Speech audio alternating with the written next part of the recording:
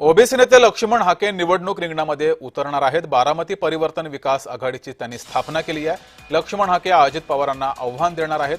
हाके बारामती जिल्हा परिषद निवडणूक लढवणार आहेत। याबाबत ओबीसी नेते लक्ष्मण हाके यांच्यासोबत संवाद साधलाय आमचे प्रतिनिधी नवनाथ बोरकर यांनी। पाहूयात।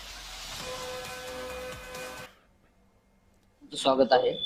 खऱ्या अर्थाने आता तुम्ही बारामती दौरा करताय, काय नेमकं नियोजन आहे? कारण जिल्हा परिषद निवडणूक लागली। बघतोय बारामतीमध्ये कुणाच्या पाठीचा कणात ताट आहे आणि कुणाला लोकशाही समजली।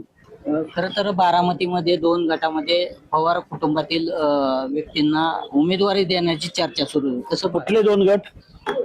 पंधरे आणि निंगे।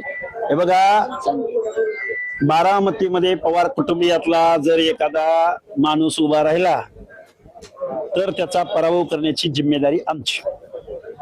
पार्थ पवारला मावळामध्ये जे आसमान दाखवलं तेच आसमान बारामतीच्या पवारांच्या पुढच्या पिढीला पंचायत राजच्या निवडणुकीमध्ये दाखवू। अरे एकदा जाहीर करा, लाजा वाटू दे तुम्हाला थोड्याशा।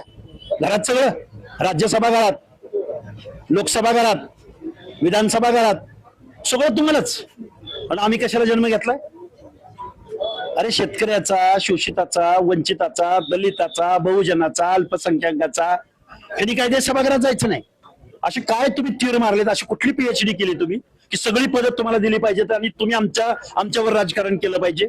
पैसा तुमच्याकडे आहे म्हणून, तुम्ही बिल्डर लोकांबरोबर, कारखानदाराबरोबर पार्टनरशिप केली म्हणून।